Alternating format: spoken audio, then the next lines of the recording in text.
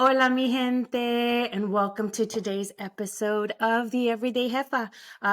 This episode is actually very close to my heart, and I'll explain why in just a minute. But here on the Everyday Jefa podcast, we like to empower everyday women. Because at the end of the day, we are just humans putting our cabecitas on our pillows, but just here sharing inspirational stories of other jefas, which means in Spanish, female boss.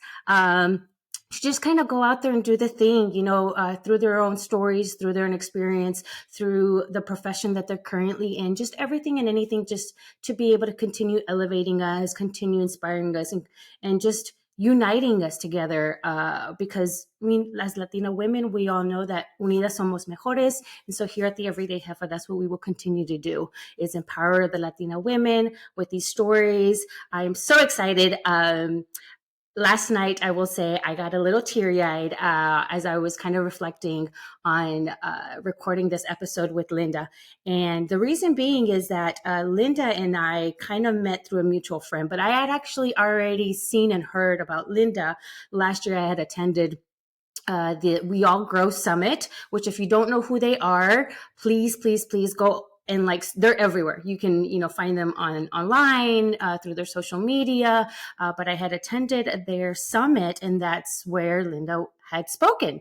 And there was just something about this young lady and the way she carried herself, the way she genuinely spoke, and I could just feel her emotions. And it touched me. I spent probably the whole weekend crying, which is kind of embarrassing because you're in a room of like 300 women that don't know you from Adam, and the first impression they're going to get of you is you're bawling your eyes out. So, Linda, you have done so many things. You've worked on TV, you've been in the film industry, and you're just out there doing the Jefa thing. I mean, and in the money industry, especially that in a male dominated industry. So I'm going to pass it over to you because I want nuestra gente to hear from you. Who are you? What's going on? How did you get here? So please, Linda, thank you so much for being here. Thank you so much for having me. It's truly an honor to be here with you, connecting this morning with you and your audience, whatever time your audience is listening to this. I am super excited. So my journey is really crazy, and I always like to, if I'm going to represent all of the cool things that went down, I also like to represent all of the Yeah. challenging things that happened and how I got here, because I think it's a really important part of my story. And I think it also says a lot about character. And I know that there's a lot of mujeres out there that can relate to some of the experiences that I had. So I was a teen mom. I was very troubled young lady. My parents were divorced. We faced a lot of heavy family issues. So we didn't have the nuclear family set. And so I became a mom at 14. I was in gangs. It was a really challenging time. But the moment that I realized I was going to become a mother, a lot shifted for me mentally, spiritually, emotionally. I became responsible for another human being and therefore tried to do my best to be a better person overall. And I then started to take on leadership roles in school, like senior class vice president. I went on to college where I studied international business, marketing, and business administration.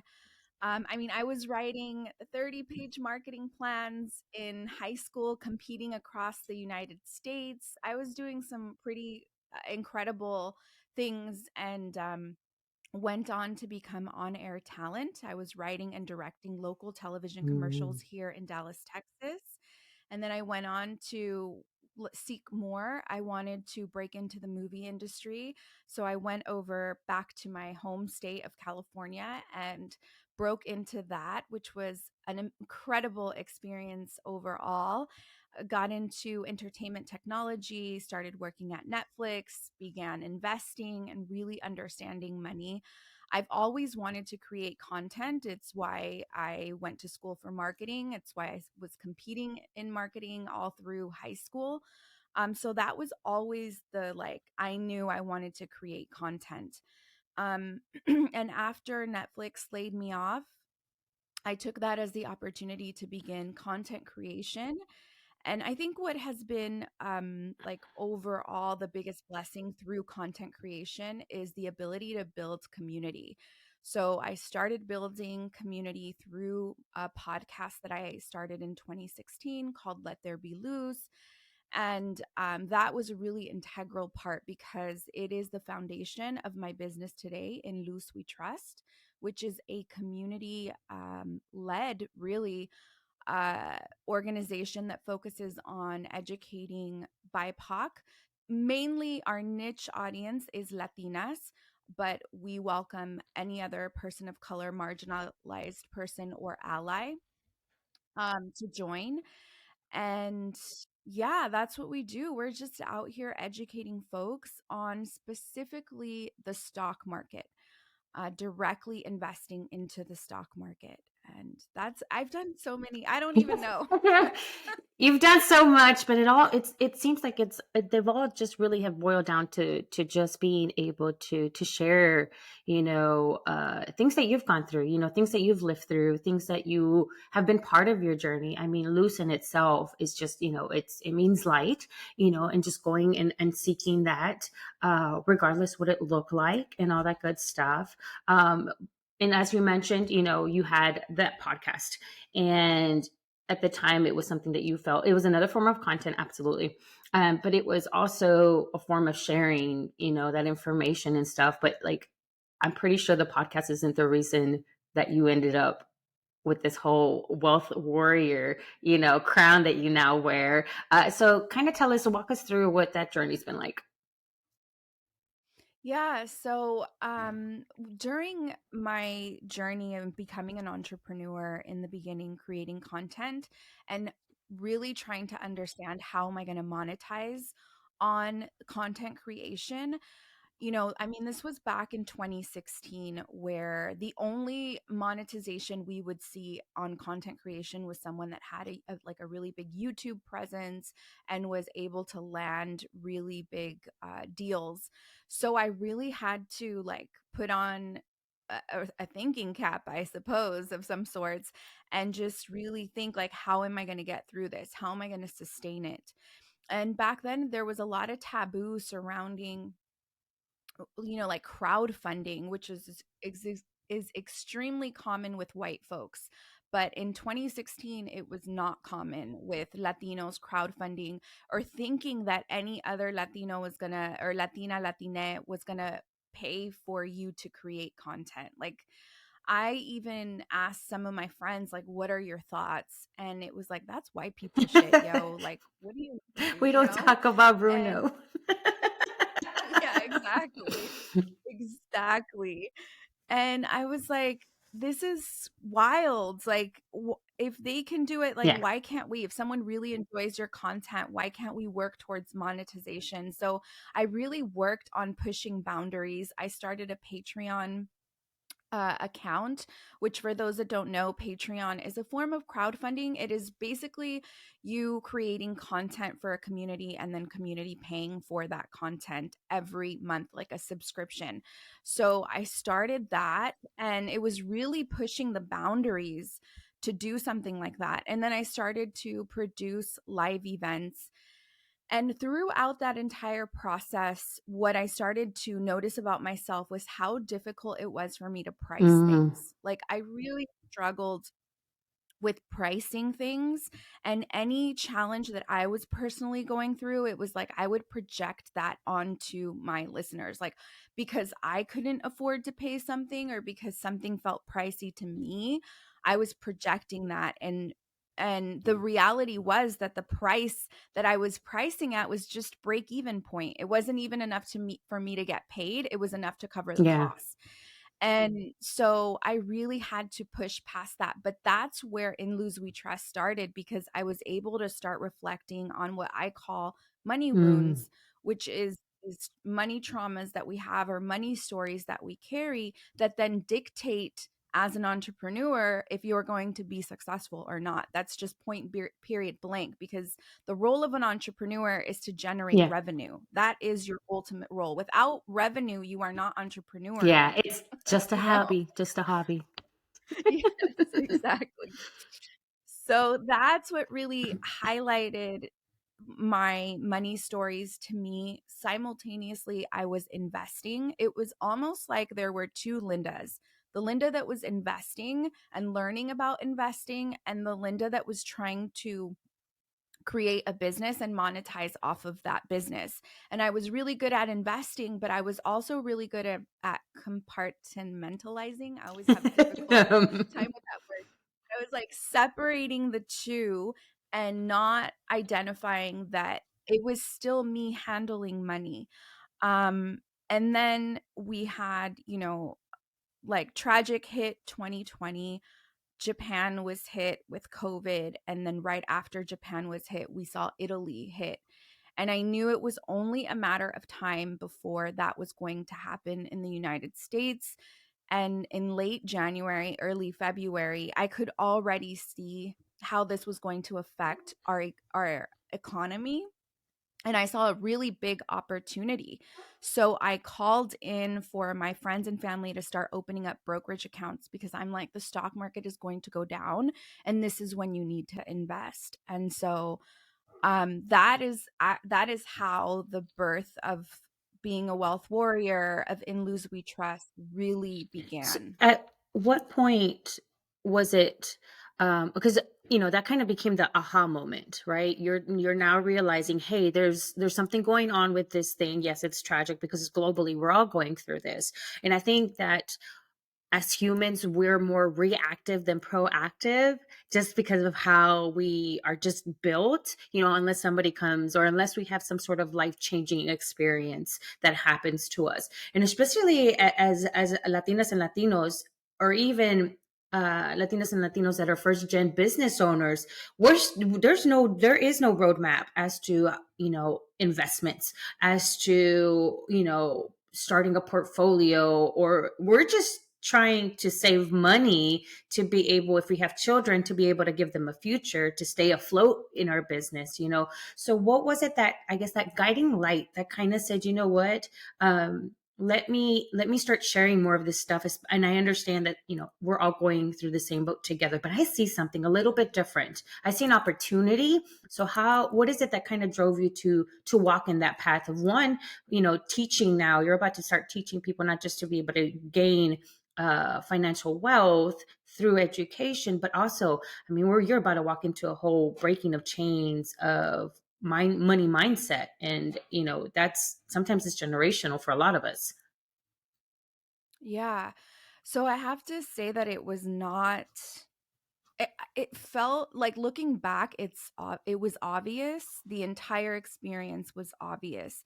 I had a really close friend in 2019 that told me that when I think of money, that when I react to money, I act like a victim. So that was like one of the first Mm, flags, and she was absolutely 1000% right. And she's also a deep intuitive. When I say deep intuitive, I mean really deep. mm. She told me, her name is Dari Luna. She told me, your guides, like your higher self, wants you to be in finance. And I was like, "What?" Like, I was so far removed in 2019 from the idea of finance. Like, I was like, "Oh, no, excuse me." She told me that in 2017. And then in 2019, she comes back and she's like, "Hey, your guides are wondering how come you're not in finance Mm. yet." And I'm like, "Are you, like, for real? Like, you're for real? This message is really for me? Because I thought you were just, like, se te cruzaron los wires or something. Like, you were reading someone Um, else." And then she's like, "No, we're talking about you." She's like, "You've exposed vulnerability in every single area of your life, and you've taught us how you've recovered from that. But when it comes to finances, you haven't done that." And so I simultaneously started to really disconnect from my podcast and disconnect from the type of content I mm, was creating. And I could feel a deep yeah. calling to start educating on the stock market, because during COVID, like, let's go back and think about where we were in 2020. A lot of us were in deep fear. We did not know what was going to happen if we were employed. We didn't know what was happening with our jobs. If we were furloughed, we didn't know if we were going to be hired again. Like, we were in deep fear. And I think like all of us tried to help in whatever way we could. And for some of us, help looked like, I just need to cry and lay in bed and like reflect and on my own life. And for others, it was community action and activism. Black Lives Matter was at the height in the streets. Like, there was a lot of community activation taking place. And for me, it was like the only real thing I can do. Meanwhile, my friends are telling me, Let There Be Lose is such a guiding light. Like, it's so positive. This is when you need to be shining. Like, this is your time. And I'm like, no, it's not about Let There Be Lose. This is about Yeah. money. This is about real, tangible money. We don't know. A lot of us are fearful of the amount of money we Mm-hmm. have. We're fearful of the amount of money we don't have. Like, this is a real problem. And these are crises that are going to continue to happen in our life. And unless we get our shit together with money, we're not going to excel, Yeah. or this is only going to take us down further. Yeah. So I pushed into that. I was really fearful of judgment and to pivot, because I pivot my entire business. But it was truly just the calling of trying to help and really begin educating. And it was that split decision of following my intuition despite my fears of el que Mm-hmm. dirán, of the judgment that could surround in my community. It was just following that honest calling that I had. And it was the biggest blessing that ever took place in my entire life. Like, it really catapulted me out of my stratosphere, out of everything I had ever known. I went from making like 17,000 my first year in business. I'm sorry, my second year in business with Let There Be Lose, to pushing into, like, I think when I launched in Lose We Trust the first year, it was like $200,000 a year. And then I went on to like $600,000. Like, it was wild revenue that was coming Yeah, in. and I think that like it's almost like money is the one thing we all aim for, but it's the one thing we don't want to talk about. It's the one thing it's almost like we're scared of it. Like money's going to do something bad to us, right? But money is just a source. Money is just it's really just a tangible thing that you can touch, feel, smell, whatever. It can't really do anything to us. It's really us that has to kind of think about what does this mean to us. It's a symbolic form, of but we seem to put a value to it, almost like giving ourselves up to what that dollar amount is. So it's also, even in our culture, it's something you just don't talk about, which I never really understood why we never talked about it. Even as a young girl, I mean, I'm an immigrant from El Salvador, and of course my mother's dream was to come to this country so that we could flourish. But the one thing she never spoke about was money. And every time we were like, well, where are you coming from with it? She's like, oh, don't worry about it. Oh, don't worry about it. I'm like, but that's not helping me, because I want to know about it. Like, I want to learn these things, because I mean, eventually I'm going to be older. I want to be able to know how to be able to, take care of myself financially, with or without a partner. Have you found that that just seems to be the case time and time again, now that you've really dove into, healing, from this thing that people just seem to think that it's more of what, is what we need. Yes, we need it to pay bills, to that, but it's really something that we can attract, that we can come in abundance, but it really starts from us. Yeah, so I think from my perspective and my understanding, the way I see money and the biggest issues I see is that we automatically place value on money that is external and doesn't belong to us. And therefore, we lose value in who we are as people. And so it's important to understand that we are the amount of money that we hold is indeed, and this can be really hard to hear, is indeed a true reflection of how much we value ourselves. The Mm. problem is that we value money externally that doesn't belong to us. And in order to attract money, we need to value first who we are, what we do, and what we represent. And then the money will just show up and reflect itself because you're already placing value on yourself. But instead, we're over here externally placing value on other people's money, what other Mhm. people are doing with their money, how much they have, and we're not focusing on our personal value, what we can create and what we can contribute. And so I think that's one of the biggest disconnections. And then, of course, we also have really limiting beliefs that a lot of them are rooted in verses like from the Bible, like money is the root of all Mhm. evil. And the entire verse is for the love of money is the root of all evil, which is exactly what I'm saying right now is loving something externally or desiring it externally and not realizing that what you need to be loving first and foremost is yourself. And when you do that, the money will start to reflect. Yeah, I was on my walk this morning with with my dog, and I was listening to this it's called Pep Talk. It's an app that I listen to where, people come and they kind of give you snippets of speeches or podcast episodes and that sort of thing. And it talked about routine. Create a routine for yourself, but not a routine of, you wake up, you brush your teeth. No, a routine where you start training your brain to reprogram on what it is that you want to have externally, but it has to start within you first. So start telling yourself, if you want to, make $400,000 a year, you start telling yourself, I make that amount. I am successful, and so now we utilize the word affirmations, right? But this isn't a new buzzword. This has been years of being told time and time again. But because the minute you say the word money, people shut down. It's like, oh, no, no, that's not for me. Yeah. That's not for me. No, we were all born to receive in abundance. We were all born to be able to have everything we desire. What happens after and how it leads us to there is different. But yeah, absolutely, I love it because it does stem from us. It's just like the saying that goes, you can't love somebody else unless you love yourself first. And that's just Yeah. the foundation and the general rule to just about everything, and that includes money. So yeah, thank you for sharing that, because sometimes, I hear the voices in my head too. Well, the thing is that we've also been longer and for a lot of us, I don't want to generalize, but for a lot of us children of immigrants, we've been longer in scarcity Mhm. mindset than we've been in an abundance mindset.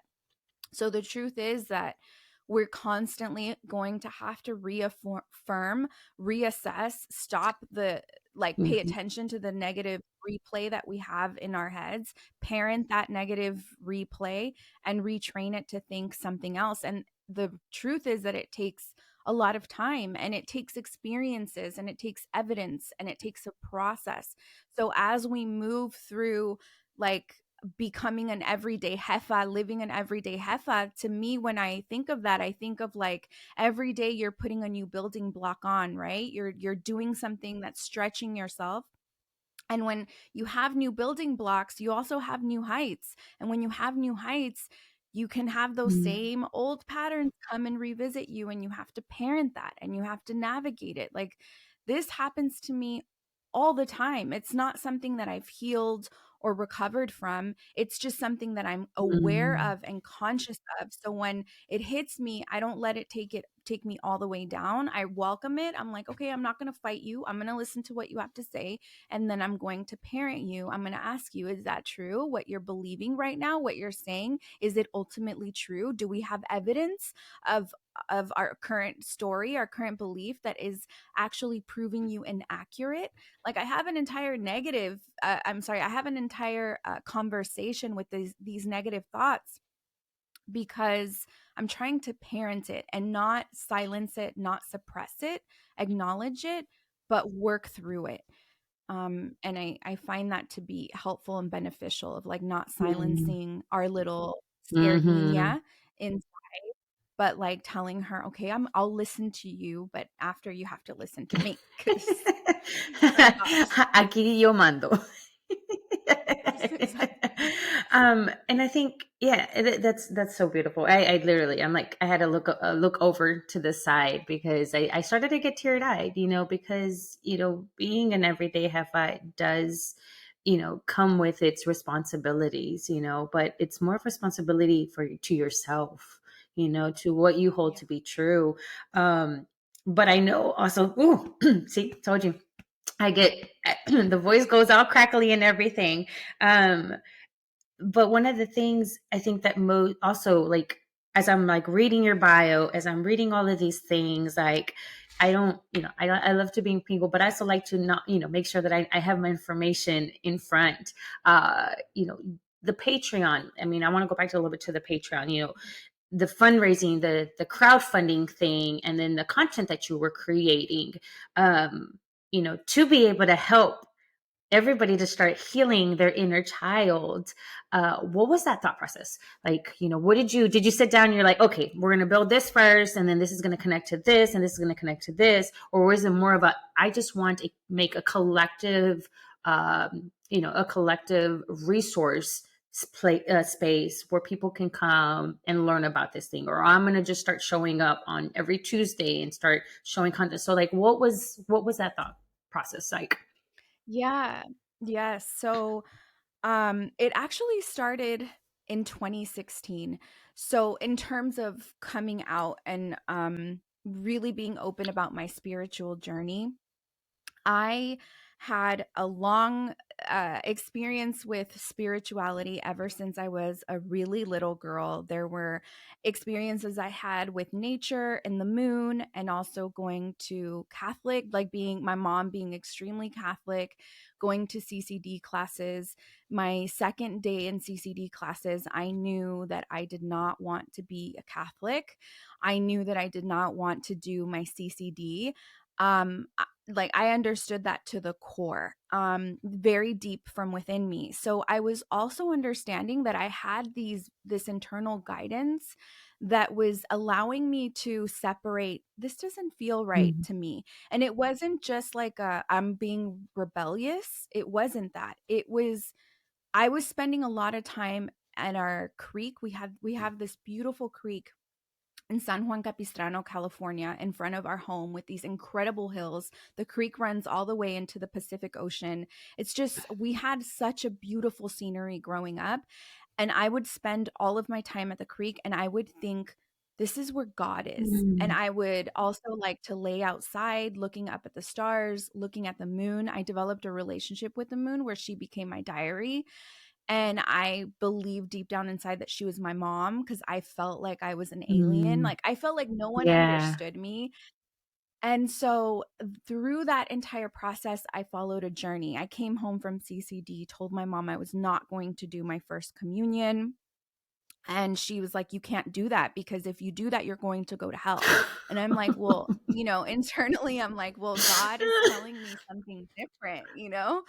I went on to explore Christianity. I went on to explore Buddhism. I went on to explore so many different beliefs and religions, just trying to identify what God meant to me, not what my mom wanted for God to mean to me, not what society wanted for God to mean to me. I started in my early 20s working on manifestation. Mind you, I'm 42 years old right now. So I'm about to be 43 in a couple of weeks. So I have already spent 23 years working on manifestation, working on understanding, forms of the law of attraction, trying to tie that into religious beliefs and just trying to make sense of what is available for us to believe. So when Trump took office, one of my friends who was extremely political, she was a friend at the time, very political, and she wanted to learn more about spirituality. And I was just super immersed in spirituality because that's who I've been my entire life, that I wanted to understand more about politics. So we had actually come together and started a podcast where we began. I started to come out publicly about my understanding about journeys and spirituality. And what I found is that a lot of people really wanted to understand more about what I had learned in the last years where that information wasn't accessible to them from the perspective of a Latina. They were hearing and reading all these books, typically from white women. So the demand for the content came from community. And that's when I decided to go 100%, or I didn't decide, actually, the universe Mm. decided that it was best that I separate and go 100% on spirituality. And so I really embraced that. And what I found is this incredible community, like gang, gang, gang. Like when Mm. like, I'm serious. Like my community is gangster. Like we're family. Like Yeah. we have soul ties. We are just, they're the ones that have pushed me. That's why I say like we're community led, because they're the ones that have amplified me and pushed me to keep going. And what I've noticed is, like, as I continue to build community, I meet women like you that are incredible in their own power and are like, what do you Yeah. need? Oh yeah. How do I jump in? Yeah. What can we do? And it, to me, it's like, I don't know if we've been friends energetically from long ago. Like, I don't that's how it Yeah. feels like to me. It feels like a soul community. And that's kind of how all of this has evolved, is like the same way when you and I connected. It's just been like a powerful group like that, that's just constantly pushing me and putting me in front of spaces and to do things. So it was just really organic, and it was just me sharing my story from a vulnerable place. I tell the truth, I don't hide things. You know, I'm as honest as possible about my journey. And I think folks really resonate with that and want to amplify that and hear more. So it wasn't anything that was like calculated. It just really genuinely happened organically. And it also just so happened that I did have, you know, I did go to school for business administration and marketing, and all of my experiences of working in movie studios and creating content has just been building blocks that have helped me move forward in business in the way we are today. But it wasn't anything, you know, that was Yeah. planned, really. Yeah. And I think that's when the best things happen, you know. Like I know when all three of us met for the first time, I was like, put me in, coach. What do you need? How can I help you? How can I support you? And then when I heard your story, you know, you're basically a hybrid, you know, Tejana, Californian, Yes. you know, and I'm like, well, hello, you're half Texan. So like, what are we doing? ¿Qué vamos a hacer? Like, and I started telling you, okay, we can do this, we can do this. And you're like, I think you just booked me for the whole year. And I'm like, oh, I can keep going if you'd like. But it's because I felt that pull in saying, I met you last year, or I saw you last year. I didn't get to meet you, but I saw you last year. And just listening to your story that you told, like you just, you know, shared with us about the moon, that was kind of, you know, the first thing that I came to mind at that one moment, and I can still probably remember, was that song by Elida Reina, Luna Llena. And so but that version, it talks about where, you know, she's talking to the moon about her lover and wonder what he's doing and that sort of thing. But I remember doing the same thing too when that song came out, because that song came out in like the 90s or whatever. And it was like, let me talk to the moon, which at the time, I mean, we now considered speaking to the universe, speaking to our inner Nina and all that good stuff. But community, oh my gosh, I think in the last 3 years that I've been doing this, have just come up and just amplified, like you said. And it's just like, how can we do this? Where do we go? Where do you want to put me? And this and that. And I'm like, I'm still trying to figure out what this looks like.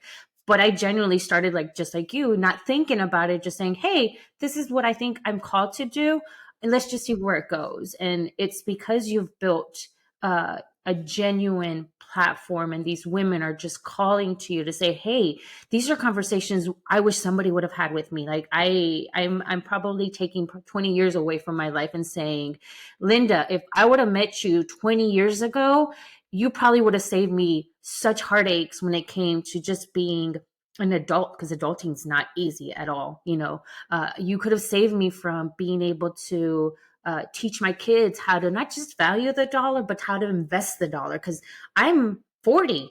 So I'm not too many years behind you.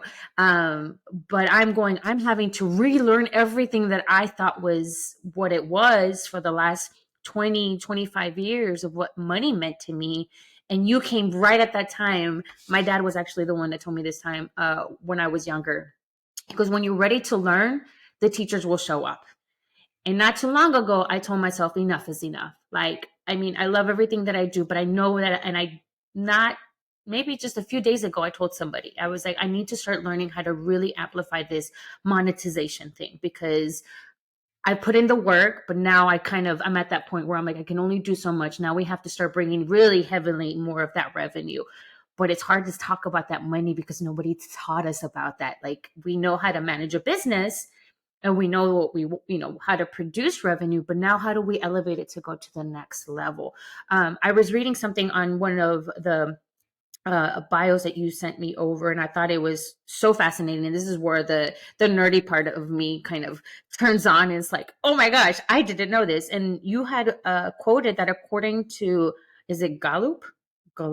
Okay. Yeah. Only 15% of Americans directly own stock. 0.4% belong to Latina people. And I sat there, was like, I I don't even own. I think I own Bitcoins. And I'm still trying to figure out what that means and what that looks like. And I'm sure I had stock at some point. Oh, I have stock in Target, which is not a lot. I have stock in Target, but it was, again, I had heard that this is what you were supposed to do, but nobody educated me on why do we do this? Is it going to work? How do we continue to push it and, and lead us in that direction? And so my understanding is you created, resources to be able to provide these types of things. So, I want you to talk, to the jefitas. What are the things that you have built already? Yeah, so I started with what I thought was going to be a workshop. It ended up being a crash course, Mm. 10 hours long, called Wealth Rules Everything Around Me. This was actually pre In Lose We Trust. Like, it was the pre times. I was just going to do a workshop one time, done. And it ended up turning into In Lose We Trust. So in this process, I teach you step by step from a perspective of a Latina of how to invest in the stock market. As Bessie just said, only 15% of Americans, only Yeah. 15% invest directly into the stock market. I'm not talking about if you have a 401k that has exposure to stock. I'm not talking about index funds. I'm not talking about ETFs. I am talking about you being a direct shareholder, you yourself, your first and your last name and your social security, that owns a piece of a publicly traded company.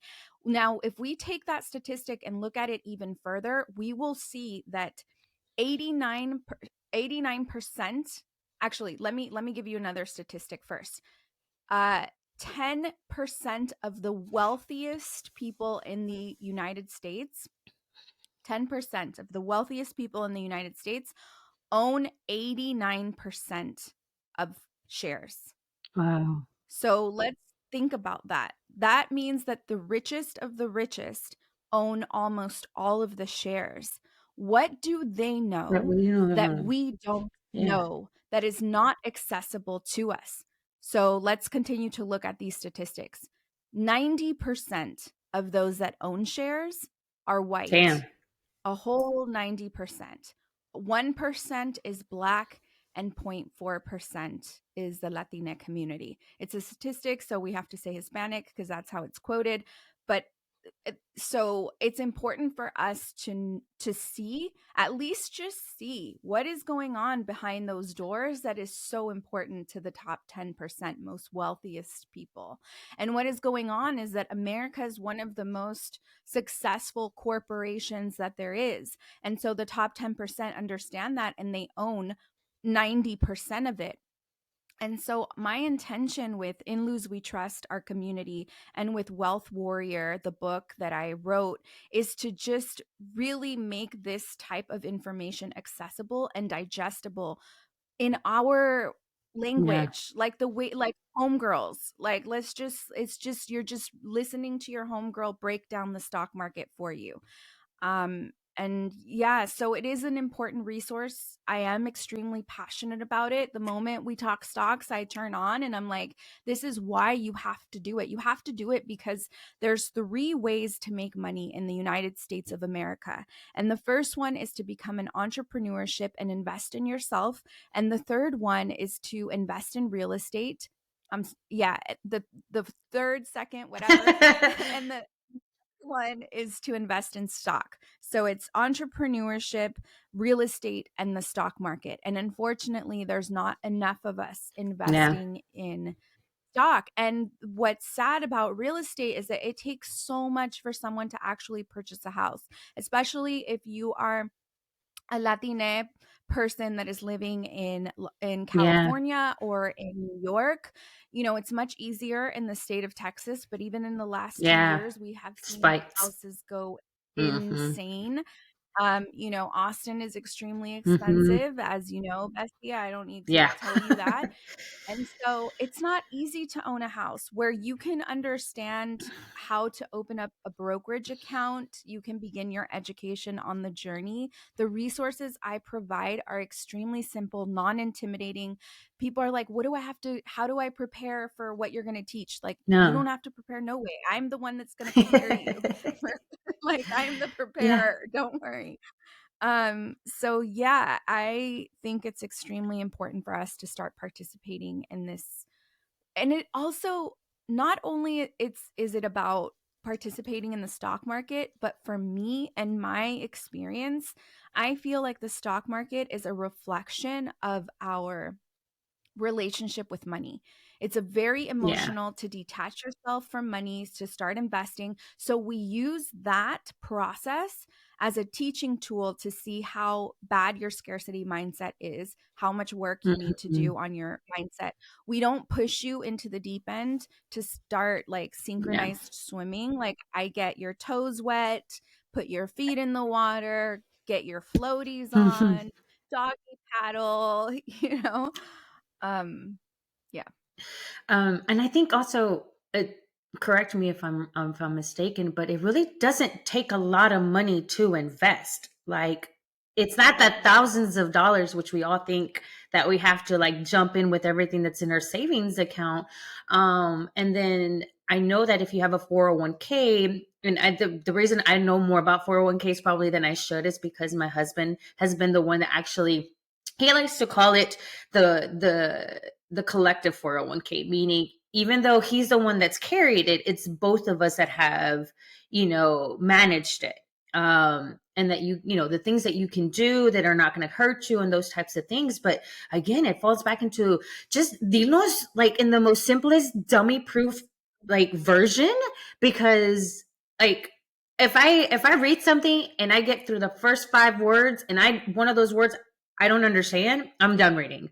It's just, it is what Yeah. it is, which is why a lot of us resource to TikTok as our source of, where we're going to understand things. And I have been following people that are like millionaires and business owners that have like multiple streams of income. And they always, every day they give you, hey, do you want to start $200 is what a lot of them are Yeah. saying, is that's really what it takes to start. So I think, but for a lot of us, $200 during these times where groceries are going up, where our mortgages, our rents are going out the door, $200 is a lot, is very much Yeah. a lot. But I think that it's also surrounding ourselves with people that are knowledgeable like you, that are passionate about educating us and not making us feel like we're little because we don't know have that information, but making us feel like we have the power of our life and our finances, and here are the tools to get us there. And that's what I love about the Wealth Warrior coming out. So when this episode is going to come out, it's actually coming out on the day that the book goes live, which is also so exciting. And I mean, just give us a snippet of something that somebody hesitating, because we all do that. I know I go to Barnes and Nobles and I'll grab a book and I'll read the first couple of pages or maybe the very end before I decide, okay, do I want to buy this or do I want to buy the Audible or whatever. So what is something from that book that you're just like, you need to get this book because this information is in there? Yeah, so it is about the stock market, but it is also about your money mindset. So it all of my work kicks off with money mindset. So if you already know that you have issues with money, that you find it hard to invest or part ways with money, then this is going to be a perfect book for you. And I don't want you to think of it as something that's going to be a lot of heavy lifting for your brain. I break everything down into really simple form for you to process and understand. But on top of that, my own personal story is interwoven into every single one of the chapters, which also makes the book really easy to follow and keeps you engaged. So as you know, I give you what I like to call brain breaks so that you're not just like stock stock stock, like we go into one of my personal stories that is tied to the story or what we're covering in the chapter. So it is Wealth Warrior: 8 Steps for Communities of Color to Conquer the Stock Market. So it's 8 chapters. There's a glossary at the back of the book. And I think that you will surprisingly find a book on the stock market inspiring as well as educational. It was a resource that was made with you in mind. Like, I made this resource for you specifically. So I think there's no reason why you should contemplate getting it. I think it's also really important to really support published Latinas. The fact that you have a child of immigrants that has written a book on directly investing into the stock market, I think is something that is completely unheard of, and as of now has been completely dominated by older white men. So I would really appreciate the support Mhm. to purchase the book as just voting for what you want to see more of. We want to see more Latinas writing in this Mhm. space, embracing this space, and not just this space, just other spaces that are dominated by white men as well. Yes, and no, absolutely. That's the Everyday Jefa. Locally here, Austin Latinas Unidas. It's that is I don't think that was really ever uh, clear to me what my mission was. But when I found it, I realized that this was my calling, and that was to empower Latinas, regardless what it is that they wanted to do with their life or their profession or entrepreneurs or anything of that sort. It was really coming from the same thing, from my own personal story of community and there the lack of, especially when I moved here to the Austin area in the middle of a pandemic. So I am looking forward to Wealth Warrior. And we have some other projects coming up. So this is what I will say about it. You have to follow our accounts. So let everybody know, where can they find you, where can they learn more about you, where can they continue to support you, where can they find the book, where what platforms are they being will they be able to look for it? Absolutely. So my Instagram is at Luz Warrior, Luz, and my business Instagram that gives information on money mindset and the stock market is at In Luz We Trust. And you can order the book via Target.com, Walmart.com, Barnes and Noble, Mm, Amazon. Check your local bookstore. If they don't have it, then say, I'd like to order it, and they will order it for you. Yeah, and that's where you can find the book. awesome. Well, I know we could probably sit here and talk forever because that's just how I am. I me gusta hablar. That's anybody who knows that a 2-minute conversation can easily turn into an hour. So thank you so much, Linda, for everything that you do. Thank you so much for pouring your heart and sharing with the Jefitas here. All the things that you're going, your mission is amazing and beautiful. I feel like I've known you forever, and this is really just the third time that you and I have interacted. But there's a reason for it happening. The universe was calling for both of us to come together for whatever reason, and we're seeing it now. So thank you from the bottom of my heart. I think you're a beautiful soul. I think you are doing amazing things. Jefitas, go out, please support Linda. And I'm pretty sure that if you have any more questions, she'd be more than happy to. But I'm telling you, you need to follow our platforms because we do have a couple of things coming up here in the Austin area that Linda's going to be part of. But we will definitely leave those little crumbs there for you to come and find us. And yes, Again, Jefitas, thank you so much for listening. Or if you're tuning into our YouTube channel, the Everyday Jefa Podcast channel, thank you all so much for the support and the love that we've been receiving.